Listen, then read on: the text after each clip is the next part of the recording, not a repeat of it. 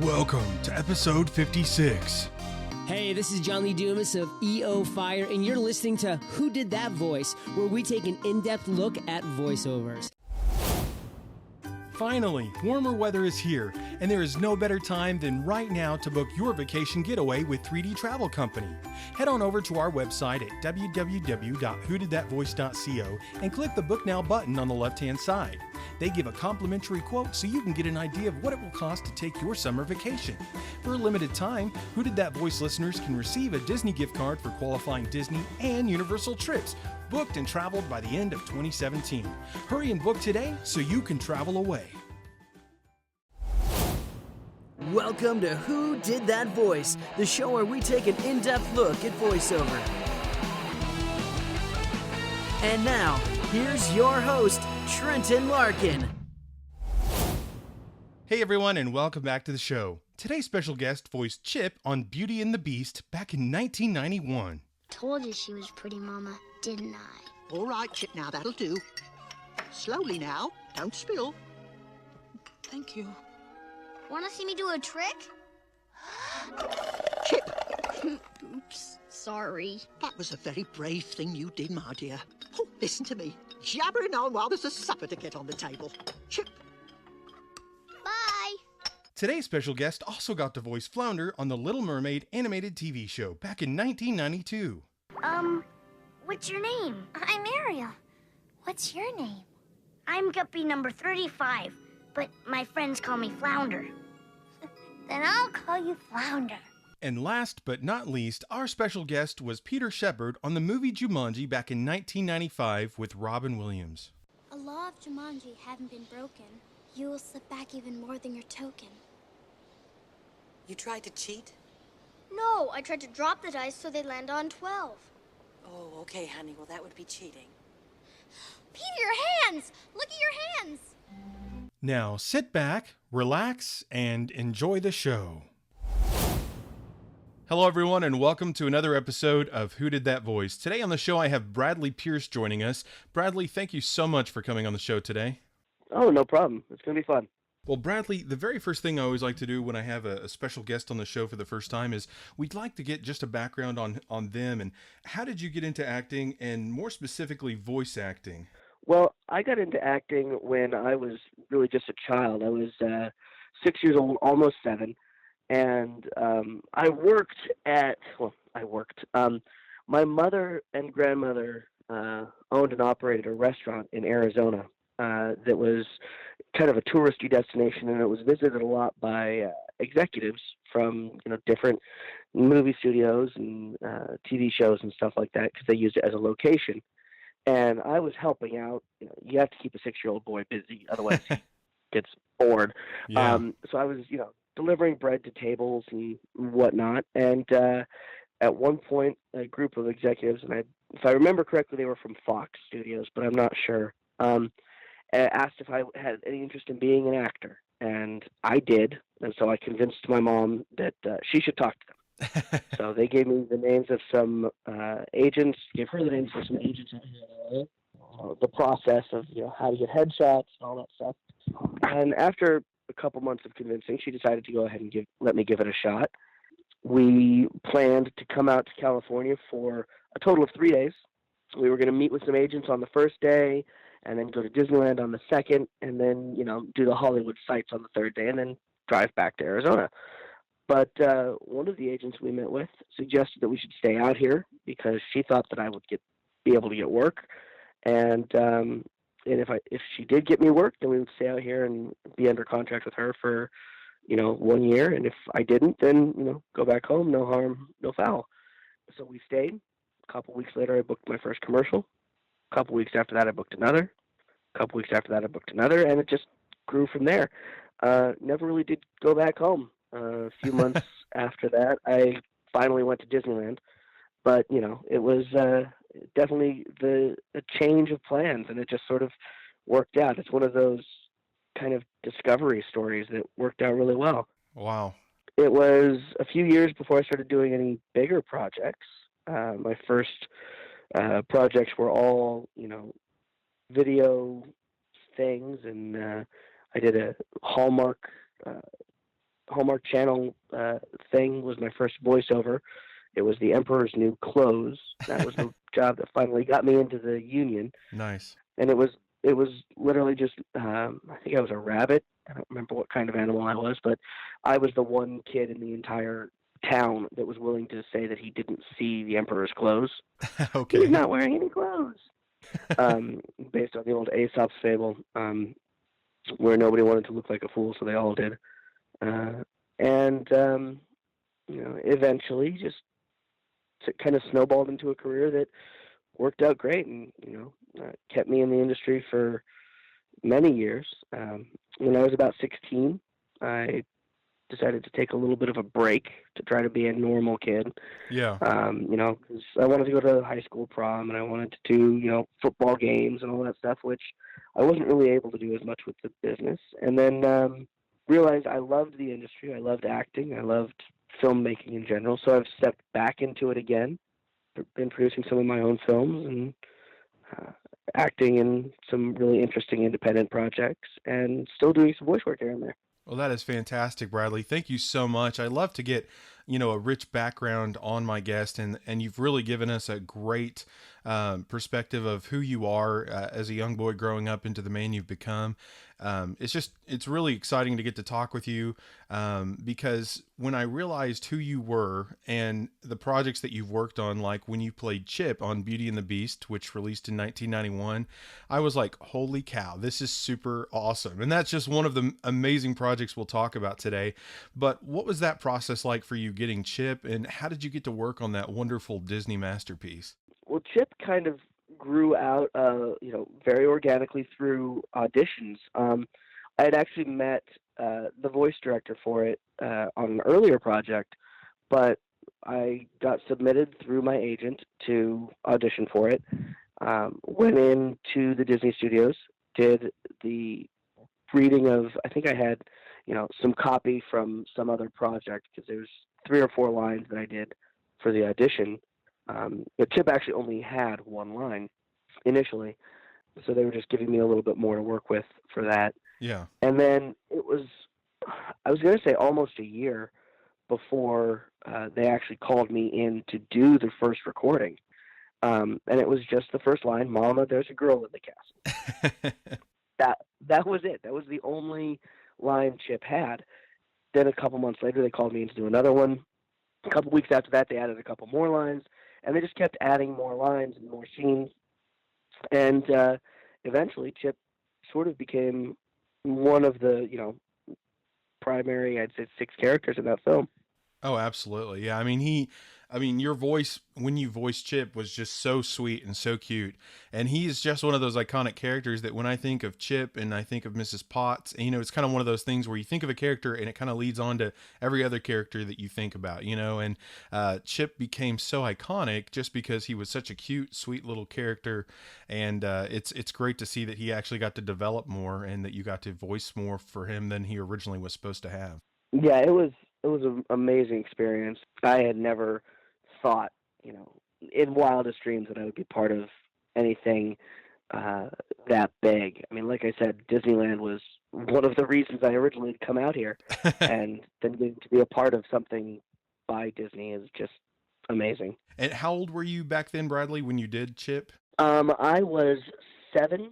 Okay, 7. When I started it, and it actually took almost 2 years of recording. Oh, wow. So 7, part of 8, and then a little bit of 9. Well, as we're talking about Beauty and the Beast, we've just recently had the live action Beauty and the Beast from Disney. Have you had a chance to see that one yet?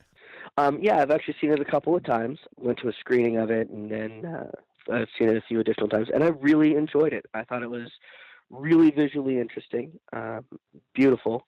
Yeah. The new songs they added in I liked, and I thought they did a really good job of closing up some of the big gaping holes in the plot and things that people were asking major questions about. Yeah. They did a really good job of covering all of that stuff. It covered how Chip came to be in the castle.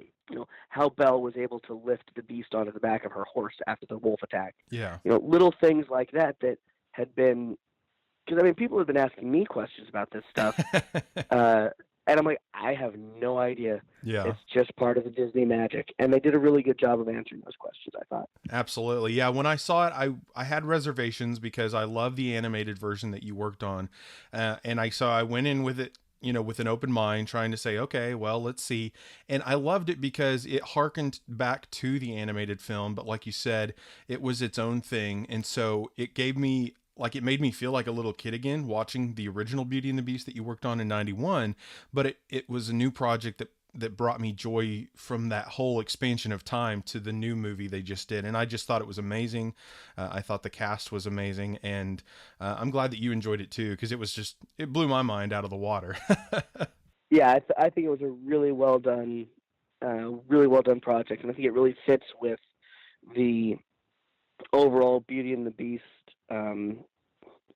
universe isn't really the right word. Franchise, I guess, would be a better word. Yeah. Because it's, the musical, the stage production, the original animated, and now the feature. It's really got this great feel to the whole thing. It's all very cohesive, but each thing is special in its own way. Oh, absolutely. Yeah, because I've seen the stage production as well, and it was so unique watching the guys do the clinking of the glasses in the bar scene and stuff. Like, they have so much diversity, and yet they bring you back to the originality of what it was. So it's fantastic.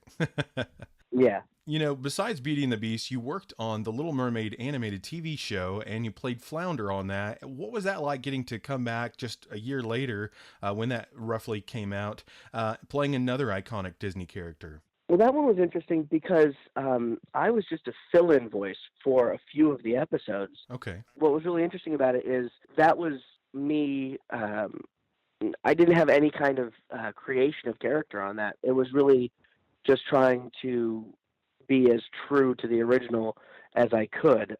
And it was a lot of fun. That was a great cast of people there as well. And that was recorded as individual parts that got plugged into the rest of the already created show. Okay. And I'm not even 100% sure why I was brought in to do those. I think I only did 4 or 5 episodes. But yeah, it was very much about voice and character matching, which was an interesting thing and very different from most of the other voice work that I've done. Well, it's good that you got to come in for that. I know you did work on it, was just 4 episodes on that project, but I wasn't sure if you were actually doing the voice full time or if it was kind of a part-time fill-in thing or whatever. But, being able to work on that project, it was something I grew up loving. And I loved how Disney for a while did those TV shows with, like, the Aladdin TV show and the Little Mermaid and Hercules and stuff. And it was a great era. It was a great time for Disney. And I kind of wish they would still do that, where they would bring those series off of the main films. But I think they make so many sequels of the films now that they don't really need to do the TV shows as much as probably what they think on that. So yeah, I think you're probably right. Walt Disney, when he was originally making films, he said he was never going to make any sequels to those films. That was part of his original development plan. But obviously Disney corporate has changed that within the last 20 years or so, and they've done sequels to just about all of the films that have done well. But speaking of sequels, Bradley, you actually got to work on Return to Neverland as Nips, the rabbit, I believe. Is that correct? Yeah, Nibs is one of the Lost Boys, and they were most easily identifiable by their costumes. Nibs was the rabbit. Absolutely, yeah. And getting to see that Return to Neverland was fantastic, because Peter Pan has always been my absolute favorite character, aside from the Robin Hood that Disney did, which they've never made a sequel for. But Peter Pan was always an absolutely huge favorite of mine. So what was it like for you getting to work on that project, Bradley? That was a lot of fun because by that point I was enough older and more mature that I really understood what I was a part of at that point. Yeah. And it was recorded, that was also recorded as a group session with all of the other Lost Boys. And we really got bonded a little bit more. I've actually kind of had Peter Pan as a through line within a lot of my career. One of my first background voice jobs, which is a whole interesting little subculture of voice work was on the movie Hook. Oh, I wow. added extra voices. I added extra voices for the Lost Boys, Oh, wow.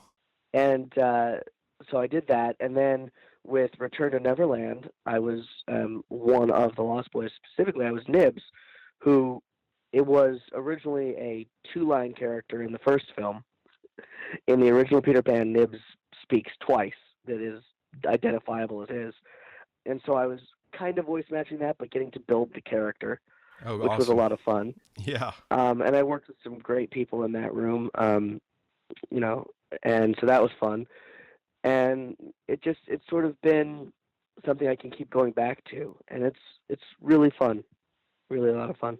Absolutely. Yeah, Peter Pan has always been a huge favorite of mine, especially Hook. Wow, that is an amazing project, and I'm glad you got to voice on that. That's one I didn't know about and wasn't prepared for, so I always love those golden nuggets of opportunity that I'm not prepared for.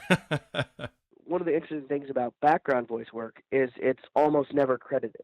It's Yeah. always just sort of a bunch of people in a room, you know, making all of the noises that you hear in the back. But it's a lot of fun because it's just improv, and they usually have a great group of people that I get to do that with. So that's fun. Absolutely. And a lot of times when you get those kind of credits on IMDb, they're usually like one that'll say you worked on such and such project, and then usually it's listed as like additional voices, isn't it? Yeah. Okay. Like to stick within the Disney family, the Kingdom Hearts video games, I did voices for either NPCs or sometimes just background voices, like in a crowd if there's cheers, things like that, on 2 of the games in that series. Oh, wow. That's awesome. Well, Bradley, another amazing project that you got to work on, we're jumping back in time just a little bit, was Jumanji. And you played Peter Shepard on that show. What was that project like, getting to work with Robin Williams and Kirsten Dunst and everyone else on that amazing project? Oh, that was such an incredible and memorable project. I originally auditioned for that, and it didn't seem like much for the very first audition. It was, you know, just went into a random, you know, casting office, some, you know, office building somewhere here in Los Angeles, and just, you know, ran through the copy. It was just another day. It didn't seem like anything too memorable. But then when I got my call back, it was at the producer's offices, and it was this complex of offices around a center open style office. And in that open office, they had models of the house and all of these concept art drawings that were drawn by the director, Wow. Joe Johnston, who had also done a lot of concept stuff for Star Wars. I mean, like, this room was so visually amazing, and it had, you know, sketches of all of the main consequences of the game. It had the lions and the alligators and everything else in there, and it was just so incredible to be in that room. And I went, I absolutely need to get this role because this is incredible. And luckily, I was able to do that. And I didn't realize at the time who the rest of the cast was. But then once we started filming, which we started on the East Coast, in New England, a little town called Keene, New Hampshire. And that was where we did all of the city scenes. That was when I first met Robin, Kirsten, and Bonnie. And then we went to Vancouver, and we were up there for almost 6 months, a little over 5 months actually, filming all of the stuff in the house, some of the exteriors and facade stuff. And it was one of the most amazing crews I've ever worked with. Such talented people. Joe Johnston is the director. Tom Ackerman was the director of photography, and he was so skilled. The way he could work the crew and reset the lights and make everything flow so smoothly amazed me. Working with the folks at ADI who did all the effects work, Amalgamated Dynamics Incorporated was the full name of the company, but I actually got so interested in what they did that when I went through my normal phase of just being a regular kid, I got a job there at 16, just Wow. cleaning up the shop, just to try to, you know, stay connected to the industry, but do something that was a little more normal. It was you know, just above minimum wage, and it was just cleaning the shop and helping them make molds and stuff like that. But Oh, wow. working on the set with a group of incredibly talented people, both cast and crew. I mean, everybody was wonderful. Obviously, the late great Robin Williams was just an incredibly amazing person. One of the most generous spirits I've ever gotten a chance to meet. He was almost like a mentor to me. He really helped me to figure out who I was, not just as an actor, but as a person, and who I wanted to be. He was really an amazing person, not just because he was so funny and so entertaining, but because he was just a great guy. Wow.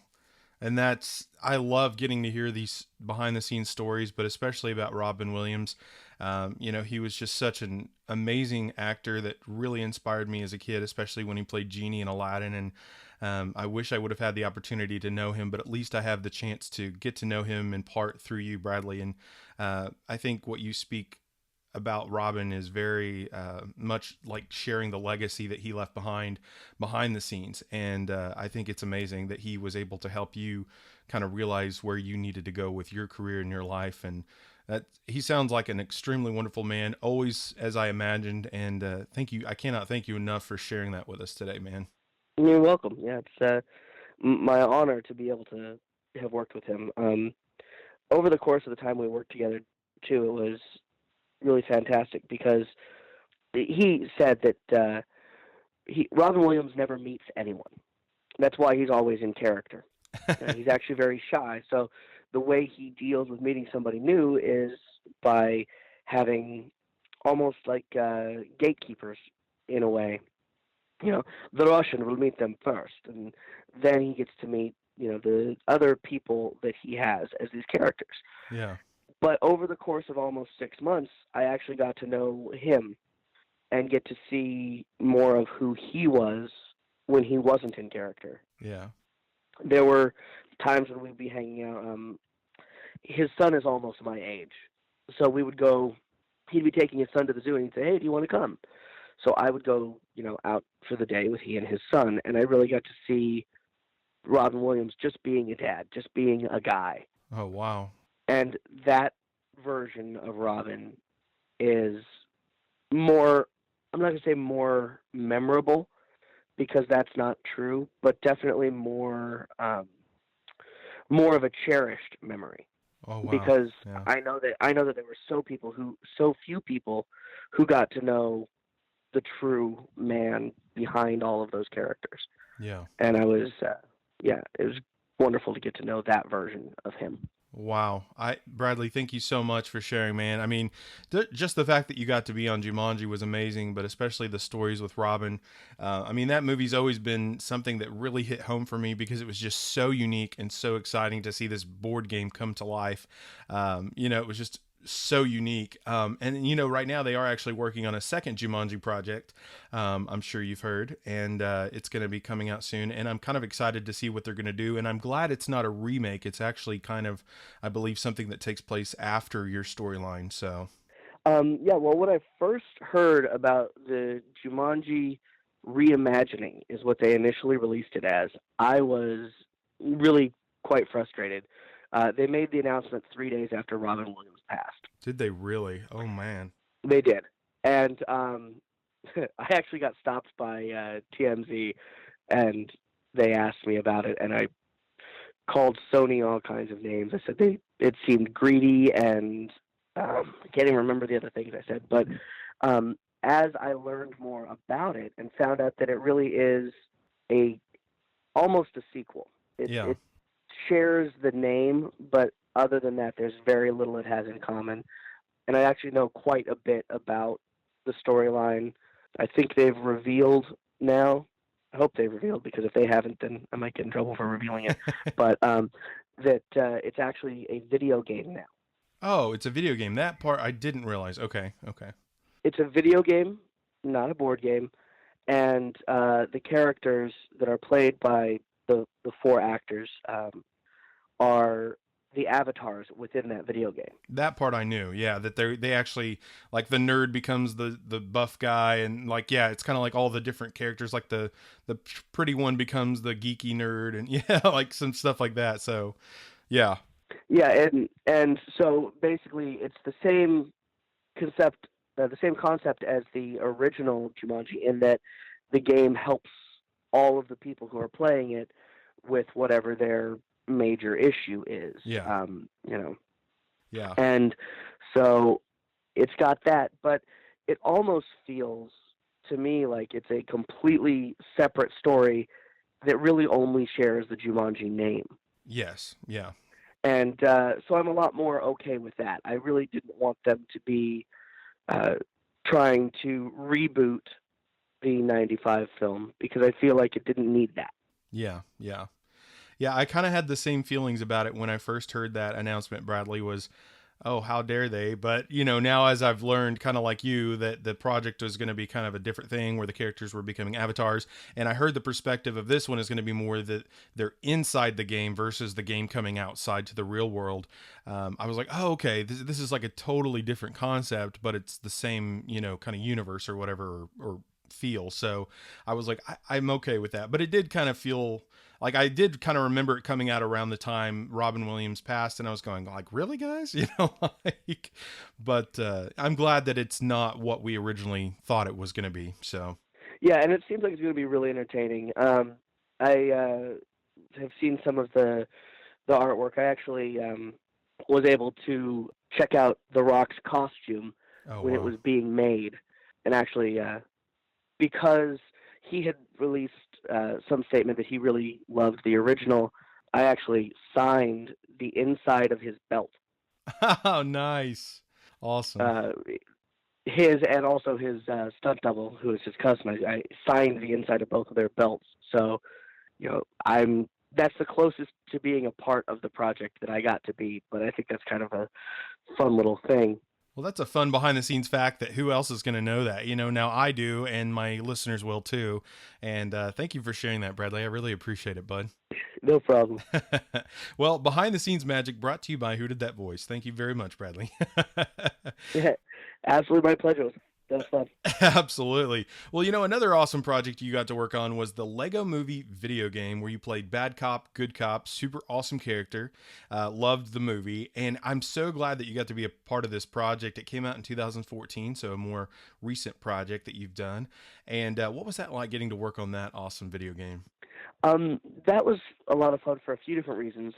One of the voice directors that I've worked with several times throughout my career, his name is Ned Lott, and he actually was the producer and voice director on that project. So he brought me in to just do originally some of the NPC type characters, some of the more nondescript stuff, and then he ended up having me voice that character as well, which was a more identifiable. And I didn't realize it because we recorded for the video game a few months before the movie actually came out. So I didn't realize how it fit into the storyline of the film. Yeah. But it was fun to be almost I don't want to say iconic, but such a memorable part of the movie. Yeah. To do the video game version. Yeah, it's a lot of fun. That's awesome, man. I'm so glad you got to be a part of that project. It was just a super amazing movie. I think Lego has really come a long way in the years since I was a kid, and to get to see these movies start coming out has just been spectacular. And the Lego movie was really the first,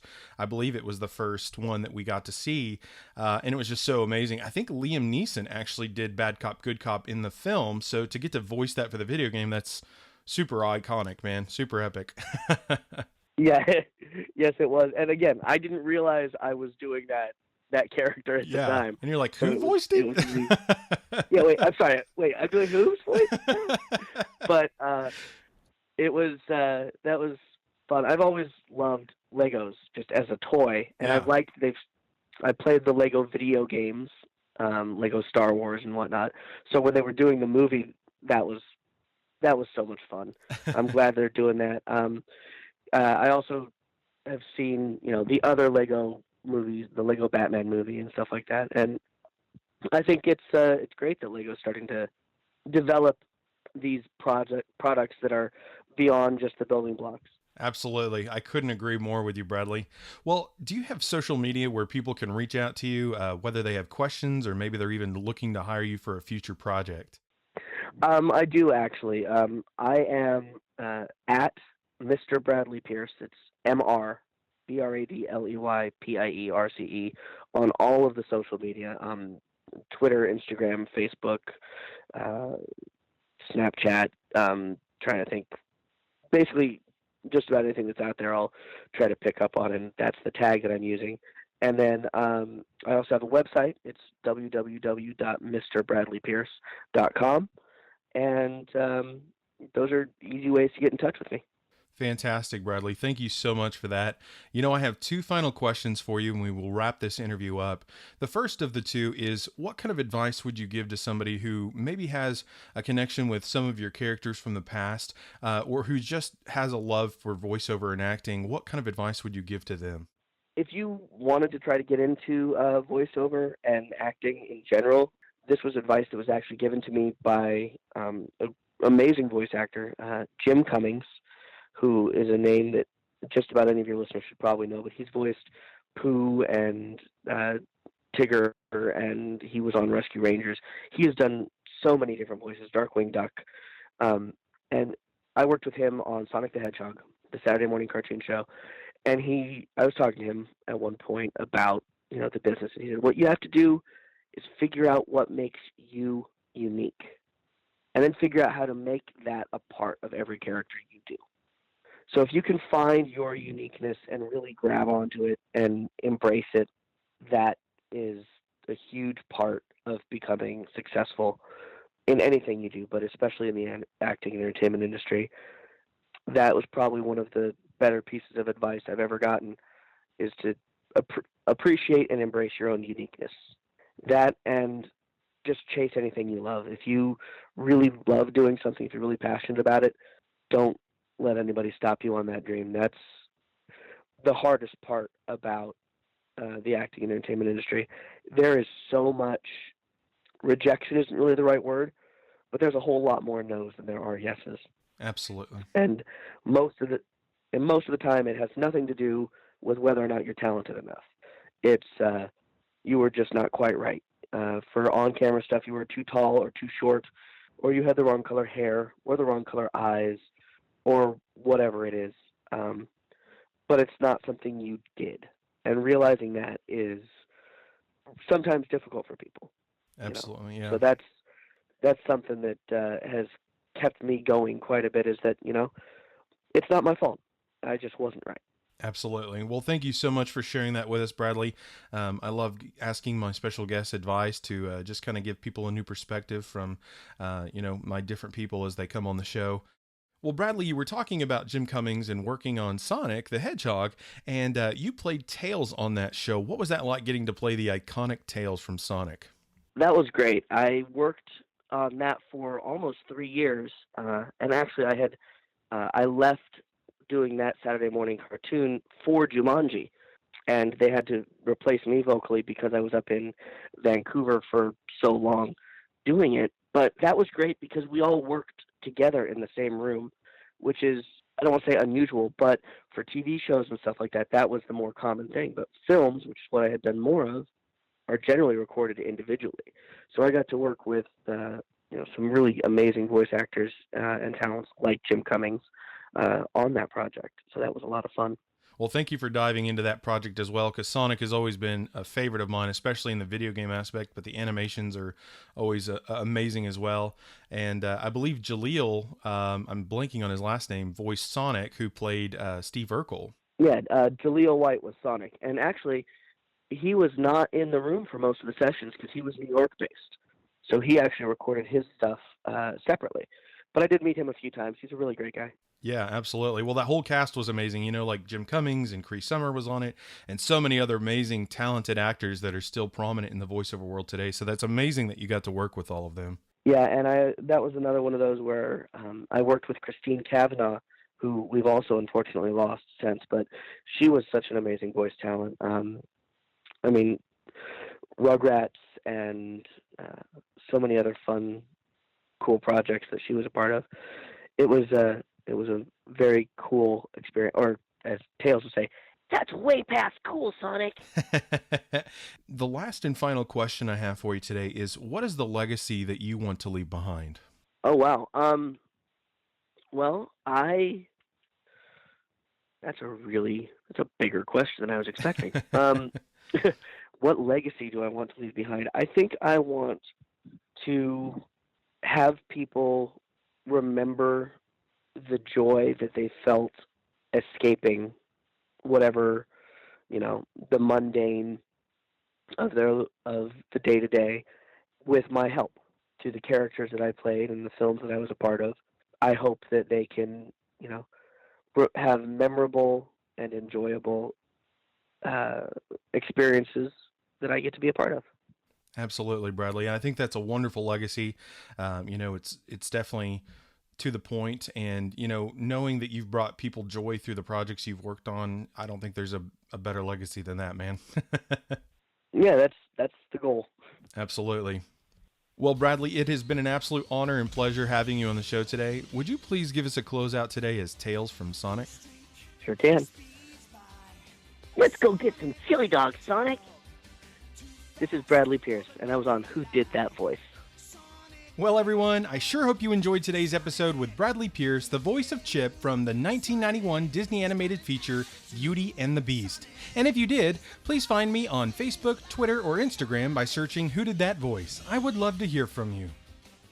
A question you might ask yourself is, where can I listen to Who Did That Voice? That's an excellent question. You can hear us on iTunes, Stitcher Radio, TuneIn Radio, YouTube, and our website at www.whodidthatvoice.co. Click the episodes tab and listen away. Well, everyone, that's all the time we have for this episode.